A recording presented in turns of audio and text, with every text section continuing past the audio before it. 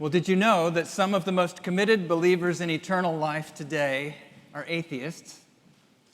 One of Elon Musk's lesser-known projects is called Neuralink, which is part of a broader movement known as transhumanism. Transhumanists like Musk are hard at work on what might be called a digital resurrection.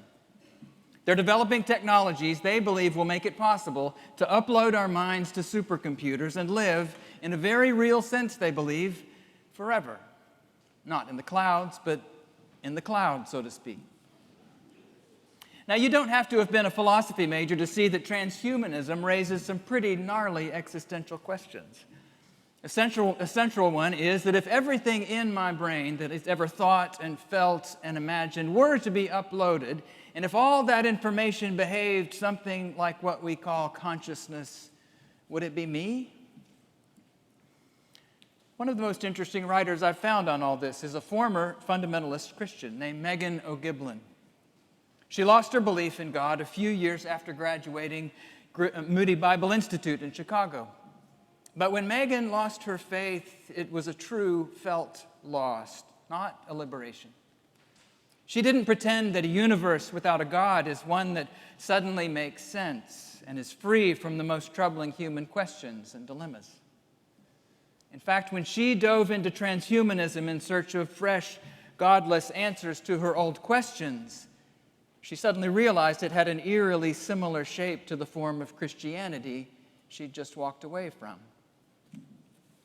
Transhumanism and what we might call apocalyptic Christianity both describe history as unfolding in phases or dispensations. They both see a culmination coming in a great apocalyptic event in which everything will be transformed, unified even. But deeper down, Megan O'Giblin realized that the transhumanists were working as hard as any anxious, young, rapture-fearing Christian to somehow gain eternal life for their immortal souls. I find this fascinating in part because the most popular book at the Christian camp where I worked back in the summer of 1987 was 88 Reasons Why Jesus Will Return in 1988. As far as I can tell, he didn't.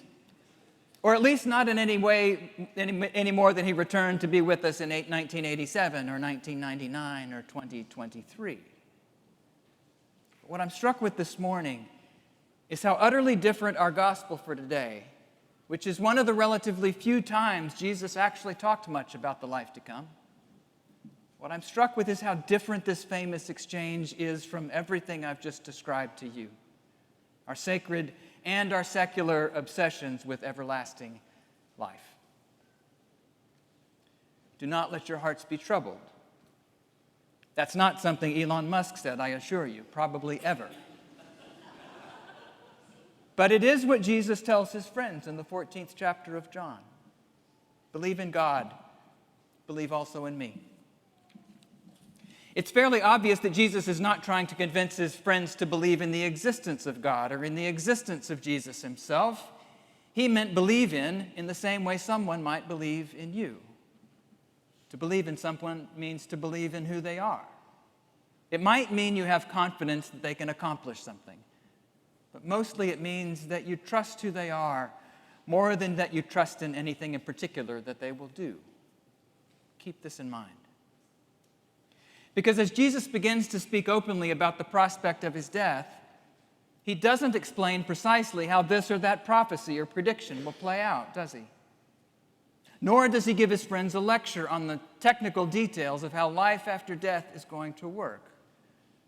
All he really says is, you can trust me, and as you expand your trust in me, you're expanding your trust in God as well. You might have grown up with the image of many mansions in the King James version of this story. Scholars tell us that dwelling places is a better translation. Upgrading our eternal accommodations to mansions, though, now strikes me as unfaithful to this story in a significant way. It's not that mansions are just big and fancy, so much as that Jesus seems so intent on turning the disciples' curiosity away from where he and they are ultimately going and turning them toward the need for trust to get through the present circumstances of their lives. call those dwelling places mansions, and we start wondering what the chandeliers will look like and how many Teslas will be parked in our garages, right? This is precisely the direction of the disciples' questions. They think they need more information about the next life to be okay today. But Jesus says, no, you don't. To be okay right now, you have to entrust that future to God. And in fact, he is so adamant about dismantling their line of questioning that when Thomas presses him to show him the way to the place where he's going, Jesus says, I'm the way, and I'm standing right here in front of you. Not only that, God is right in front of you now in this conversation, not way down at the other end of the road you're trying to get the GPS coordinates for.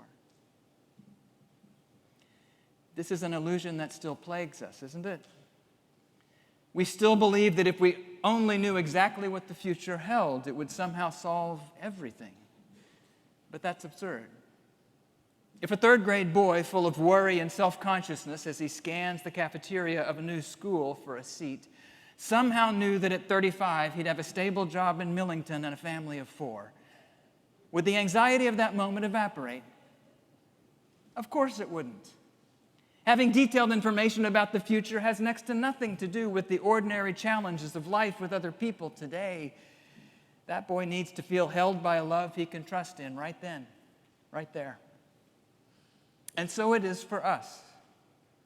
Learning to let go and trust God with the details of the future can be a way of opening our eyes and our trust to the presence of God in the moment at hand. It truly can be a way, a truth, a life for us right now. And this way is not just any way. It's the way of Jesus. It's the way of love. Maybe trust is just the space we need to meet this world with the kind of love Jesus taught and lived to the very end. Lately, I've been following the musings of an Australian-born musician named Nick Cave. A few years ago, Suzanne Henley was actually the one who turned me on to a newsletter he writes called The Red Hand Files. Now, Mr. Cave began writing it after the tragic death of his teenage son, Arthur, who fell from a cliff during an experience with LSD. The premise of the files was simply this: you can ask me anything. There will be no moderator. Let's see what happens. Much love, Nick. The premise was a simple, radical trust of strangers and of their questions. I don't recommend this approach to grief without lots of caveats and caution. But Nick Cave says the Red Hand Files played a part in healing that he didn't believe was possible after a loss he didn't think he could survive. He came to feel a kind of deep inclusion in the human predicament, he would later write, and an understanding of our vulnerability and the sense that as individuals we are, each of us, imperiled. Nick Cave does read the Bible and go to church now, which his most ardent fans probably find stranger than anything this strange artist ever did on stage. He also speaks openly of Arthur's continuing presence in his life, even if he's wary about overstating what it means to say he believes his son somehow lives on. But what I find most aligned in Nick Cave's story with the way Jesus spoke of things in John is not his openness to belief in God or the possibility of life after death. What looks like the way of Jesus to me is how, entrusting his grief and the future somehow to God, he opened up to the lives of other humans struggling with their own doubts and fears and wounds in this life, right here and now. To show you, I'll leave you with Red Hand File number 220. See if it suggests the way a kind of trust, even when life stops making sense, really can make room sometimes in us in which love can begin to grow. The question came from a reader who seemed to prefer the younger, edgier Nick Cave. When did you become a Hallmark card hippie? Joy, love, peace, puke. Where's the rage, anger, hatred? Reading these lately is like listening to an old preacher drone on and on at Sunday Mass. Ermine, Grand Marais, Michigan, USA. Here's Nick's reply. Dear Ermin, things changed after my first son died. I changed. For better or for worse, the rage you speak of lost its allure. And yes, perhaps I became a Hallmark card hippie. Hatred stopped being interesting. Those feelings were like old dead skins that I shed. When my son died, I was faced with an actual devastation. And with no real effort of my own, that posture of disgust toward the world began to wobble and collapse underneath me. I started to understand the precarious and vulnerable position of the world. I started to fret for it, worry about it. I felt a sudden urgent need to, at the very least, extend a hand in some way to assist it, this terrible, beautiful world, instead of sitting in judgment of it. Perhaps, Ermin, you are right, and I did, for good or ill, turn into a walking Hallmark card. But, well, here we are, you and me, sending smoke signals to each other across a yawning ideological divide. Hello, Ermin, I drone. Hello, love, Nick. Do not let your hearts be troubled, Jesus says to us. Believe in God, believe also in me, he pleads. The way, the truth, the life you seek is right here, saying hello to you right now. Which I believe is to say we can trust the God who's given us these beautiful, imperiled lives in the present, to hold us lovingly in whatever is to come, in this life and in the next. What we need, then, is not more information about that future, whether from experts in prophecies or supercomputing or anything else. What Jesus says we need is to entrust our futures a little more fully to God, in order to make a little more room in our lives to love one another today.